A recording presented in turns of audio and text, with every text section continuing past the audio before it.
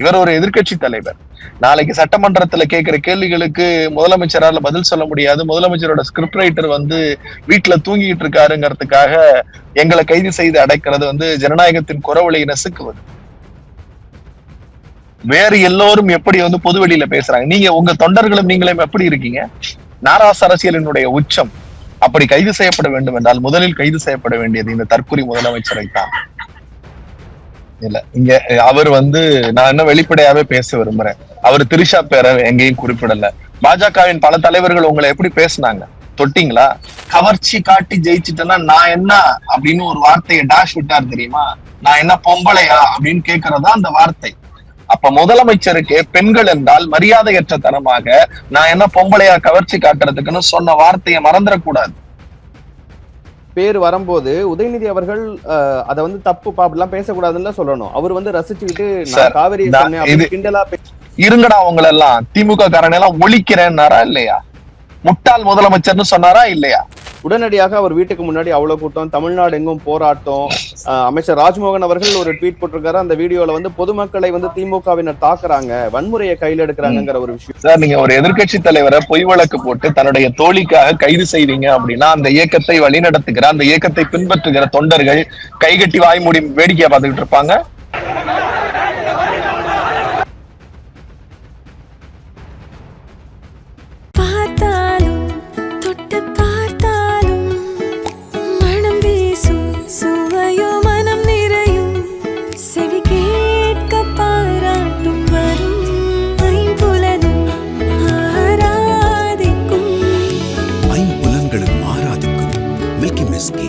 வணக்கம். சிறப்பு நேர்காணலில் இன்று நம்மோடு இணைந்திருப்பவர் திராவிட முன்னேற்ற கழகத்தின் திருமிகு தமிழன் பிரசன்னா அவர்கள். சார் வணக்கம். வணக்கம். உங்களுடைய இளைஞரணி செயலாளர், தமிழ்நாட்டு சட்டமன்றத்தின் எதிர்க்கட்சி தலைவர் திருமிகு உதயநிதி ஸ்டாலின் அவர்கள் இன்று காலையில கைது செய்யப்பட்டிருக்கிறாரு. நேற்று பேசிய ஒரு பேச்சுக்காக 9 பிரிவுகள்ல அவர் மேல வழக்கு பதிவு செய்யப்பட்டு இன்று உடனடியாக தஞ்சைக்கு அழைத்து செல்லப்பட்டு இருக்கிறார் விசாரணைக்காக. எப்படி பாக்குறீங்க? ஜனநாயகத்தின் குரவலையை நசுக்கி சர்வாதிகாரத்தை தலைதூக்க விட்டு ஜனநாயகத்தை படுகொலை செய்கிற அயோக்கியத்தனத்தை தொடர்ந்து இந்த தற்குறி அரசு செய்து கொண்டே இருக்கிறது. நாம் சொல்லுகிற ஒரே ஒரு செய்திதான், பேச்சுக்கெல்லாம் கைது, எழுத்துக்கெல்லாம் கைது, கருத்துக்கெல்லாம் கைது என்று சொன்னால் இந்த நாட்டில் முதலில் கைது செய்ய வேண்டியவர் இந்த நாட்டின் முதலமைச்சராக இருக்கிற விஜய் ஜோசப் அவர்கள் தான். ஏனென்று சொன்னால் அவர்தான் முதலமைச்சரானதற்கு பிறகு திருச்சியில் நடந்த பொதுக்கூட்டமாக இருக்கட்டும், கரூரில் நடந்த பொதுக்கூட்டமாக இருக்கட்டும், அவர் பேசிய வார்த்தைகள், ஒரு டாஷி கிழிக்க முடியாது என்கிற வார்த்தைகள், நான் என்ன டாஷா அப்படின்னு கேட்கிற வார்த்தைகள், நல்லா வாயில வந்துரும்னு சொல்றது, எவ்வளவு மோசமான வார்த்தைகளை அவர் பயன்படுத்தினார். அப்படி கைது செய்யப்பட வேண்டும் என்றால் முதலில் கைது செய்யப்பட வேண்டியது இந்த தற்குறி முதலமைச்சரை தான். எதிர்கட்சிகள் தன்னுடைய கருத்தை பதிவு செய்கிற போது அதில் இருக்கக்கூடிய சிந்தனைகளை ஏற்றுக்கொள்ளாமல் காவேரியினுடைய பிரச்சனை குறித்து 24 நிமிடங்கள் பேசியிருக்கிறார். அது குறித்து எந்த கவலையும் இல்லாமல் யாரோ ஒருவர் எங்கிருந்தோ கூட்டத்தில் பேசியதற்கு, அவர் காவேரியில் தண்ணீர் வர வேண்டும் என்று சொன்னதற்காக அவர் பேசுகிற அந்த வார்த்தை என்பது அது ஒரு கருத்தியல் வாதம், ஒரு பொது மேடையில் வைக்கக்கூடிய வாதம். அந்த வாதத்திற்கு ஏதோ ஒரு தீவிரவாதியை போல 9 பிரிவுகளின் கீழ் நாங்கள் கைது செய்வோம் என்று விடியற் காலையிலேயே காவலர்களை அனுப்பி கைது செய்வது என்பது ஜனநாயகத்திற்கு எதிரானது, ஜனநாயக முரண்பாடுகளுக்கு எதிரானது. இந்த காவல்துறையை வைத்து ஒரு காட்டாட்சி தர்பாரை நடத்த வேண்டும் என்று விஜய் எத்தனிக்கிறார். அது முற்றிலும் கண்டிக்கத்தக்கது. அவர்கள் அனுப்பியிருக்கிற FIR நான் பார்த்தேன். எல்லா பிரிவுகளுமே 3 ஆண்டுகளுக்குள்ளாக தண்டிக்கக்கூடிய குற்றம். உச்ச நீதிமன்றம், உயர் நீதிமன்றம் தொடர்ச்சியாக சொல்லுகிறது 3 ஆண்டுகள் அல்ல, 7 ஆண்டுகளுக்கு கீழாக தண்டிக்கக்கூடிய குற்றங்களுக்கு நீங்கள் முறைப்படி IPCல 41A நோட்டீஸ், இப்ப BNSல 35A நோட்டீஸ் கொடுக்கணும். கொடுத்து முதல் நோட்டீஸ், 2வது நோட்டீஸ், 3வது நோட்டீஸ் கொடுத்து 3 நோட்டீஸ்களுக்கும் அவர் வரவில்லை என்றால் பிறகு நீங்கள் லுக் அவுட் நோட்டீஸ் கொடுத்து அதன் அடிப்படையில் வரவில்லை என்றால் அவரை தேடி நீங்கள் கைது செய்யலாம் என்பது உச்ச நீதிமன்றம் சொல்லி இருக்கிறது. இவர் ஒரு எதிர்கட்சி தலைவர். நாளைக்கு சட்டமன்றத்துல கேட்கிற கேள்விகளுக்கு முதலமைச்சரால பதில் சொல்ல முடியாது. முதலமைச்சரோட ஸ்கிரிப்ட் ரைட்டர் வீட்டுல தூங்கிட்டு இருக்காருங்கிறதுக்காக எங்களை கைது செய்து அடைக்கிறது ஜனநாயகத்தின் குரவலை நசுக்குவது. நாங்க தொடர்ச்சியா சொல்றோம். அதான் இந்த ஆட்சியில என்ன நலத்திட்டங்கள் நடந்திருக்கு, காவேரி பிரச்சனை என்ன, கர்நாடகாவில இருக்கிற TK சிவகுமார் அவர் முதலமைச்சரா இருக்கிற இந்த 10 நாள் அவர் என்ன நடவடிக்கை எடுத்திருக்காரு, நீங்க என்ன நடவடிக்கை எடுத்திருக்கீங்க? வறண்ட காவேரியா மாறிக்கிட்டு இருக்கு. மழையின் காரணமாக இப்போது தண்ணீர் வருகிறது. ஆனால் எந்த சூழலிலும் நீங்கள் போராட வேண்டிய இடத்திலெல்லாம் படுத்து தூங்கி எழுந்து விட்டு இப்போது நீங்கள் காவல்துறையை வைத்து கேள்வி கேட்டால் கைது என்பது ஜனநாயகத்திற்கு எதிரானது. சர்வாதிகாரத்தினுடைய தொடக்க நாள் இது. இல்ல, நீங்களே குறிப்பிட்ட மாதிரி 24 நிமிஷம் பேசினார். அந்த 24 நிமிஷம் இல்ல, தொடர்ந்து திமுக இந்த அரசு செய்யக்கூடிய தவறுகள்னு நீங்க நினைக்கிற உங்க பார்வையில இருந்து பல்வேறு விஷயங்களை குறிப்பிட்டிருக்கீங்க. அதற்காக எதையும் செய்யல. அதுல அந்த ஒரு நிமிஷம் அவர் தவறா பேசினது தானே அவருடைய ஒட்டுமொத்த பேச்சும் எடுபடாம மக்கள் கிட்ட ஒரு மிகப்பெரிய கெட்ட பேரா மாறுறது. தாவேக்கால இருக்கக்கூடியவங்க இன்னைக்கு போராட்டம் நடத்துறதா இருக்கலாம், தேசிய ஊடகங்கள் பலவும் அதை செய்தியாக்குறதா இருக்கலாம், இப்படின்னு ஒட்டுமொத்தமா அந்த ஒரு நிமிஷம் அது ரொம்ப தவறு இல்லையா? அதை குறித்து அதை அப்படியே சாதாரணமா கடந்து போறீங்களே. இல்ல, இங்க அவர் நான் என்ன வெளிப்படையாவே பேச விரும்புறேன். அவர் திரிஷா பேரை எங்கேயும் குறிப்பிடல. அவர் வாயில திரிஷா பேர் வரல. பாஜகவினுடைய மாநில தலைவர் நயினார் நாகேந்திரன் ஒரு விமான நிலையத்துல இருந்து முதலமைச்சர் திரிஷா வீட்டை விட்டு வெளியே வர வேண்டும் அப்படின்னு ஒரு வாதம் வச்சாரா? பேட்டி கொடுத்தாரா? அவரு வெளியில தானே இருக்காரு. அவரை நீங்க தொட்டீங்களா? இல்லையே. பாஜகவின் பல தலைவர்கள் உங்களை எப்படி பேசினாங்க? தொட்டீங்களா? வேறு எல்லோரும் எப்படி பொது வெளியில பேசுறாங்க? நீங்க உங்க தொண்டர்களும் நீங்களும் எப்படி இருக்கீங்க? நாராச அரசியலினுடைய உச்சத்தை பண்ணிட்டு இருக்கீங்க. சமூக வலைதளங்களை அவனாவது கருத்து சொன்னானா அவன் போய் வீட்டுல வாந்தி எடுக்கிற மாதிரி வாந்தி எடுத்து வச்சுட்டு இருக்கீங்க. இதெல்லாம் உங்களுக்கு குற்றமா தெரியாது? நீங்க பேசின வார்த்தை என்ன? நீங்க நான் இன்னும் வெளிப்படையாவே கேட்கிறேன். செங்கல்பட்டுல இவரு சட்டமன்றத்துல போய் எங்க உங்க அப்பாவை காணும்னு ஒரு கேள்வி கேட்டாரு. அதுக்கு நாங்க பதில் கேள்வி கேட்டோமே, என் கணவனை காணும்னு செங்கல்பட்டு கோர்ட்ல மனைவி தேடுறாங்கன்னு. அதுக்கு வராத கோவம் இதுக்கு ஏன் வந்துச்சுன்ற இது இருக்குல்ல. அப்ப அதுக்கான அர்த்தம் என்ன? இல்ல, நீங்க பேசுற வார்த்தைகள் எல்லாத்துக்கும் பெண்கள் சார்ந்த ஒரு விஷயத்த முன்வைக்கிறது சரியா அப்படிங்கிறது இருக்குல்ல. நீங்க அரசியல் ரீதியான பல்வேறு கேள்விகளை கேட்கலாம். இப்ப நம்ம பேசிட்டு இருக்க நொடியில ஒரு செய்தியும் வந்திருக்கு. இன்றைய உதயநிதி அவர்களை விடுவிக்க வேண்டும்னு உயர்நீதிமன்றம் ஆணை பிறப்பித்திருக்கிறது. அரசு தரப்பு வழக்கறிஞர் கோர்ட்ல சொல்லும் போது உதயநிதி அவர்களை சிறையில் அடைக்க வேண்டும்ங்கிறது அரசின் எண்ணம் கிடையாதுங்கிறத சொல்லியிருக்கிறாரு. அதையும் நம்ம பார்க்கிறோம். சார், உயர்நீதிமன்றம் 12 மணி வரைக்கும் எந்த நடவடிக்கை எடுக்க கூடாதுன்னு சொல்லுது சார். நீங்க நான் கைது பண்ணுவேன் அப்படின்னு சொன்னா என்ன அர்த்தம்? அப்ப உயர்நீதிமன்றத்தை விட நீங்க பெருசுன்னு நினைக்கிறீங்களா? நாங்க திரும்பவும் அதைத்தான் சொல்றோம். சட்டம் எல்லோரையும் விட மேலானது. சட்டத்தின் ஆட்சியை தான் எதிர்பார்க்கிறோம். அதுக்குதான் மக்கள் உங்களுக்கு வாக்களிச்சிருக்காங்க. நீங்க பெரும்பான்மையற்ற ஒரு ஜோக்கர் முதலமைச்சர். உங்களுக்கு சட்டம் தெரியாது.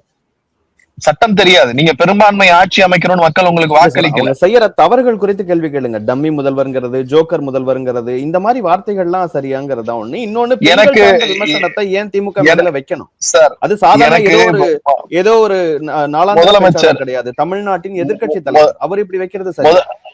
முதலமைச்சர் சார், நீங்க எதிர்க்கட்சி தலைவரை பேசுறீங்க. எதிர்க்கட்சி தலைவர் திரிஷா பேரையோ அல்லது திரிஷாவின் செய்கைகளையோ அவர் பேசல.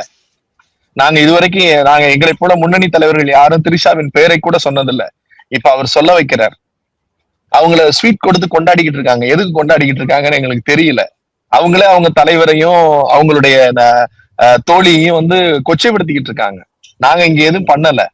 நாங்க யாரும் எங்களுடைய தலைவர்களை சொல்லி பேர் வரும்போது உதயநிதி அவர்கள் அதை தப்பு அப்படிலாம் பேசக்கூடாதுன்னு சொல்லணும். அவர் ரசிச்சுக்கிட்டு காவிரி கிண்டலா பேசுறது என்னவா வந்தது? நீங்க தண்ணீர் சார், இப்ப ஒரு பொதுக்கூட்டத்துல இருக்கோம். இப்ப என்கிட்ட ஒரு கேள்வி கேட்கறாங்க. இப்ப நான் ஒரு பொறுப்புல இருக்கேன்னா என் வீட்டுல தண்ணி வருது, அங்க தண்ணி வரலன்னு கேட்கிற கதை தான். அப்ப அதே மாதிரி அங்க தண்ணி வரலன்னு கேட்டிருக்காங்க. நான் அதை பேச விரும்பல, காவேரியில தண்ணி வரல அப்படின்னு சொல்லி முடிச்சிட்டாரு. இது ஒரு சொலவடை. இது ஒரு அரசியல் பொதுக்கூட்டங்களில் நடக்கக்கூடிய வார்த்தை பரிமாற்றங்கள்.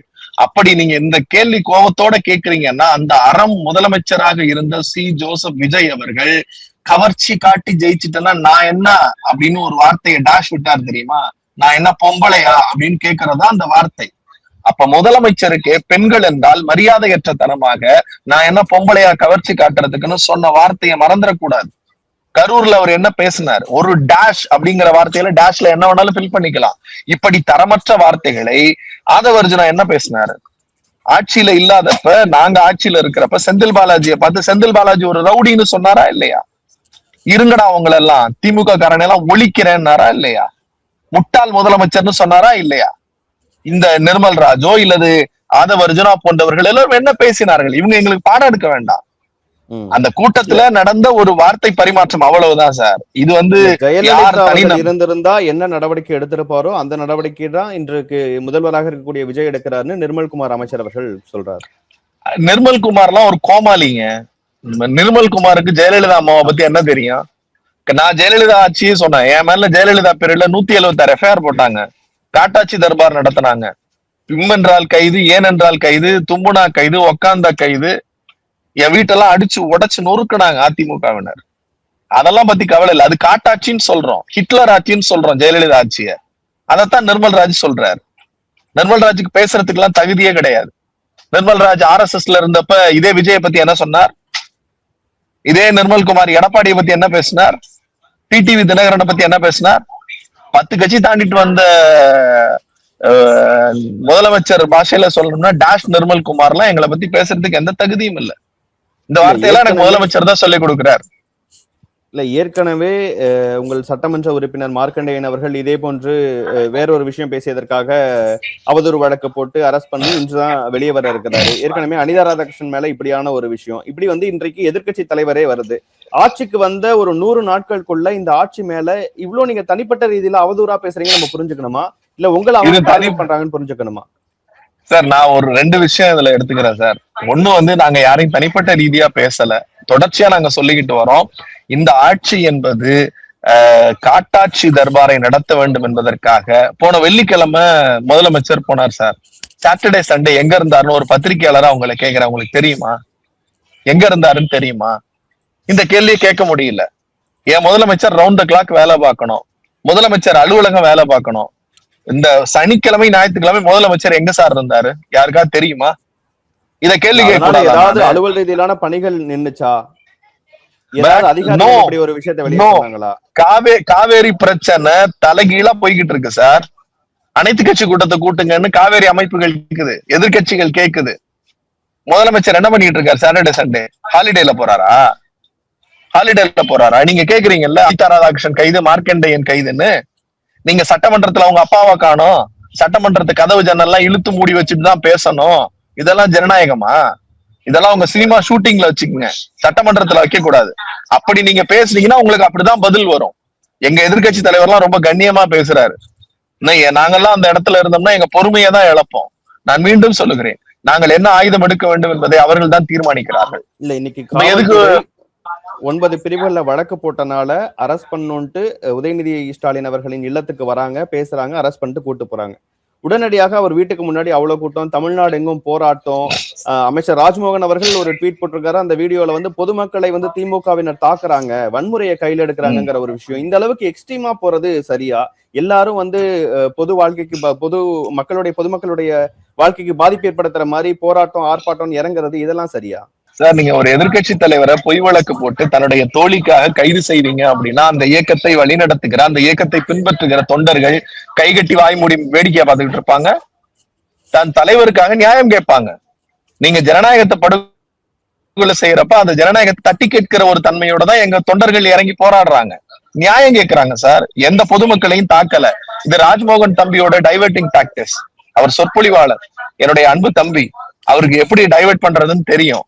அதனால எந்த பொதுமக்கள் யாராவது ஒருத்தர் சொல்லுங்க, எல்லாரும் தான் லைவ் போட்டுட்டு இருக்காங்க. எந்த பொதுமக்களை தாக்குனாங்க? அவர் வீடியோ போட்டிருக்காரு. ஒருத்தங்க வந்து ஏங்க ப்ரொடெஸ்ட் பண்றீங்க, எங்களுடைய ரெகுலர் லைஃப்க்கு பிரச்சனையா இருக்குன்னு சொல்றவங்களை தாக்குற மாதிரியான வீடியோவை போட்டு அதுல குறிப்பிடுறாரு. நேத்து முழுக்க தாவேகாவை சேர்ந்த அமைச்சர்கள், சட்டமன்ற உறுப்பினர்கள் எல்லாரும் உதயநிதி அவர்களை ஆபாச நிதின்னு சொல்றாங்க. இது ஒன்னும் தாவேகா மட்டுமே திட்டுறதுன்னு இல்ல, ஒட்டுமொத்த சமூகத்துல இருக்கக்கூடிய பாஜகவினர் பலரும் வந்து இப்படி உதயநிதி அவர்கள் பேசினது தப்புன்னு சொல்றாங்க. தாவேகாவோட கூட்டணி கட்சிகள் எல்லாரும் வந்து உதயநிதி அவர்கள் பேசினது தப்பு, எல்லை மீறி போறாருன்னு சொல்றாங்க. ஈவன் திருமாவளவன் அவர்கள் பிரதிபலிக்கக்கூடிய தலைவர். பாஜகவின் தலைவர்கள் இது குறித்து பேசுவதற்கு எந்த துளியளவும் தகுதியற்றவர்கள். நான் தொடர்ச்சியா சொல்லிக்கிட்டு இருக்கேன். பாஜகவினுடைய தலைவர் என்ன பேசினார்? திரிஷாங்கிற பேரை சொல்லி பேசினார் சார். திரிஷான் பேரை சொல்லி பேசினார். திரிஷா விட்டு வெளியில வர சொல்லுங்க முதலமைச்சர். சொல்ற தலைவருடைய தொண்டர்கள் எப்படி பேச முடியும்? அப்ப என்ன பண்ணிருக்கணும்? தமிழிசை அக்கா என்ன பண்ணிருக்கணும்? கேட்டிருக்கணுமா இல்லையா? அந்த தலைவர்கள் அண்ணாமலை போன்றவர்கள் கேட்டிருக்கணுமா இல்லையா? அப்ப அவங்க கட்சியில தானே இருந்தாங்க, ஏன் கேட்கல? ஏன் பேசல? எங்க தலைவர்கள் யாரும் திரிஷாங்கிற பேரை கூட பயன்படுத்தலையே. கூட்டத்துல இருந்து பேசினாங்க, அது ஒரு கருத்து பரிமாற்றம், அது ஒரு செலவடை, அவ்வளவுதான். அப்ப எல்லாருக்கும் தண்ணி வரணுங்கிறப்ப காவேரியில தண்ணி வரணும், நான் காவேரியை தான் சொன்னேன் அப்படிங்கிறது ஒரு மேடையில் பேசக்கூடிய பேச்சு. அந்த கருத்துல 24 நிமிஷத்துல காவேரியில என்னென்ன விஷயம் பண்ணணும், என்னென்ன தேவைப்படுது, மக்கள் எவ்வளவு துன்பப்படுறாங்க, துயரப்படுறாங்க, இத கேட்கறதுக்கு நாதி இல்ல. அதுக்கு துணை முதலமைச்சர் மன்னிக்கிற எங்களுடைய எதிர்கட்சி தலைவர் கருத்து வைக்கிறப்ப அந்த கருத்தை தகுதியற்றத்தனமா நீ பேசினாலே கைது அப்படின்னு காவேரி பிரச்சனையை மடைமாற்றம் செய்வதற்கு நீங்க கைது பண்ணீங்க. நான் இன்னொரு இல்ல விஷயம் சொல்றேன், பாஜகவினர் இந்த மட்டும் சொல்லல, கைதுகள் தொடரட்டும். இல்ல கைதுகள் நான் தொடரட்டுமா? முடிச்சிடுறேன், இந்த கைதுகள் தொடரட்டும். ஆமா, ஏன்னா எங்க தொண்டர்கள் வந்து கொஞ்சம் ஒரு ஒரு சின்ன தொய்வு இருக்கும். தேர்தல்ல தோத்துட்டோமே, இவ்வளவு செஞ்சோமே இந்த நாட்டுக்கு, இந்த மக்களுக்கு இவ்வளவு செஞ்சமேனு தொய்வு போயிட்டான். இந்த கைதுகளின் மூலம் தொண்டன் புத்துணர்ச்சி பெற்று திமுக ஓஜி திமுகவை தெருவில் வந்து நிக்குது, அவ்வளவுதான். இன்னும் போராடுவோம், இன்னும் களத்துல வந்து நிப்போம், இன்னமும் வீரியம் கொண்டு கருப்பு சோப்போட எங்க தொண்டர்கள் வந்து தெருவுல நின்று போராடுவோம். மக்கள் பிரச்சனைகளுக்காக களம் இறங்கி அதற்கு ஒரு போராட்டம் பண்ணி ஆர்ப்பாட்டம் பண்ணி அதற்காக ஒரு கைது நடவடிக்கைனா நீங்க சொல்ற மாதிரி தமிழ்நாடு மக்கள் எல்லாருமே என்ன பண்ணாரு உதயநிதி, ஏன் என்ன அரெஸ்ட் பண்றாங்கன்னு ஒரு இடத்துல வருவாங்க.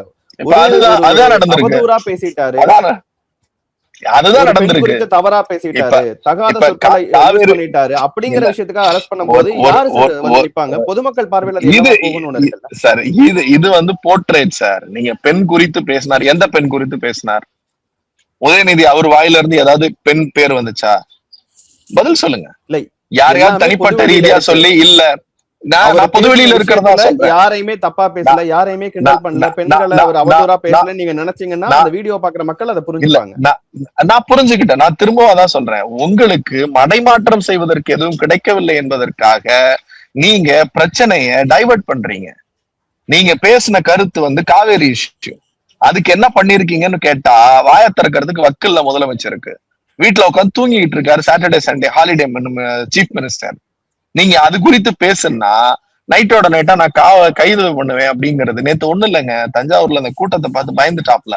என்னடா திமுக ஒழிச்சிட்டோம் அழிச்சிட்டோம்னு நினைச்சோம், பார்த்தா இவ்வளவு பேர் கூடி இருக்காங்க, எங்க இருந்துடா வராங்க அப்படின்னு விசாரணைக்குன்னு கூட்டிட்டு போறாங்க. சென்னையில இருந்து தஞ்சாவூருக்கு போலீஸ் வேன்ல. அதனாலதான் தமிழ்நாடு ஃபுல்லா இன்னைக்கு தெருவுல நிக்குது. அதான் திமுக சார். நாங்க இந்திரா காந்தி, நாங்க ஜவஹர்லால் நேருவோட துப்பாக்கியை பார்த்தவங்க, இந்திரா காந்தியோடைய ஏகே பார்த்தவங்க, ராஜீவ் காந்தியோட டாங்கிய பார்த்தவங்க, ஜெயலலிதாவோட காட்டாட்சி மிஸ்ஸா போடா எல்லாத்தையும் பார்த்தவங்க சார். இந்த கோமாளி ஆட்சி எங்களுக்கு ஒன்றும் பெருசு இல்ல. மக்கள் கஷ்டப்படுறாங்க, சட்ட ஒழுங்கு சந்தி சிரிக்குது, மின்சார பிரச்சனை இருக்கு, விலைவாசி உயர்வு. நீ இவர் போய் எல்லாத்தையும் பாக்குறாருல்ல, அந்த எல்லா கட்டடத்தையும் கட்டினது அவர் தேர்ந்த அப்பா தான், முத்துவேல் கருணாநிதி ஸ்டாலின் தான். அவர் சொன்ன 2500 ரூபாய் எங்க போச்சு? அவர் சொன்ன நலத்திட்டங்கள் எங்க போச்சு? நாங்க செஞ்சுக்கிட்டு இருந்த எல்லா திட்டங்களுக்கும் பேர்ல மட்டும் கண்ணாடியில இருக்கிற ஆட்டோல இருக்க கண்ணாடியை திருப்பினா ஆட்டோ ஓடுங்கிற மாதிரி பேரை மட்டும் மாத்தி மாத்தி பண்ணிக்கிறது கேவலமா இல்ல? இதெல்லாம் கேட்க மாட்டோமா?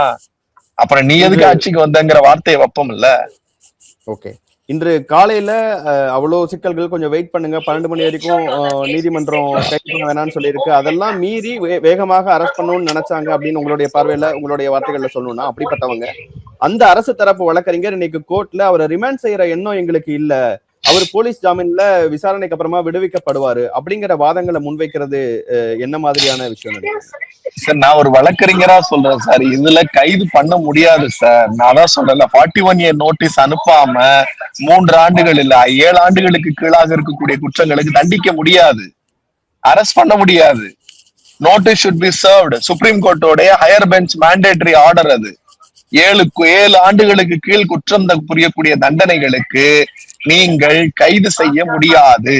அப்படி கைது செய்ய முடியாதுன்னு இருக்கிறப்ப ரிமாண்டுக்கு போல அப்ப உயர்நீதிமன்றம் சொல்லுது இல்ல, காலையில நான் 12 மணி வரைக்கும் எந்த இது இருக்காதீங்க, நான் சொன்னதுக்கு அப்புறம் எடுங்கன்னு உயர்நீதிமன்றம் சொல்லுது இல்ல. அப்ப உயர்நீதிமன்றத்தை மீறி நீங்க போவீங்களா? நீதிமன்றத்துக்கு தெரியாதா அவர் வந்து முறையற்றத்தனமா பேசியிருந்தாரு அப்படின்னா நீதிமன்றம் ஏன் அவரை உடனடியாக விடுவீங்கன்னு சொல்லுது? ஏன் சொல்லுது? இந்த ஆட்சி காட்டாட்சி தர்பார், ஜெயலலிதாவினுடைய மறு ஆட்சி நடத்த வேண்டும் என்று எத்தனைக்கிற ஒரு கோமாளியின் ஆட்சி. இந்த கோமாளித்தனத்தின் ஆட்சியை மக்கள் மன்றத்துல அம்பலப்படுத்துவோம். சட்டமன்றத்தையும் தாண்டி நீதிமன்றம் என்பதையும் தாண்டி மக்கள் மன்றத்தில் இந்த கோமாளி ஆட்சியினுடைய கோமாளித்தனங்களை நிச்சயம் நாங்கள் வெளிக்கொண்டு வருவோம். ஜனநாயகத்தின் மீது நம்பிக்கை வைத்து சட்ட போராட்டம் நடத்தி இவர்களுடைய உண்மை முகத்தை மக்கள் மன்றத்தில் கிழித்தெறிவோம். ஓகே, என்ன நடக்க போகுதுன்னு பொறுத்து வந்து பார்ப்போம் சார். இவ்வளவு நேரம் உங்க நேரத்தையும் கருத்துக்களையும் பகிர்ந்து கொண்டதற்கு மிக்க நன்றி.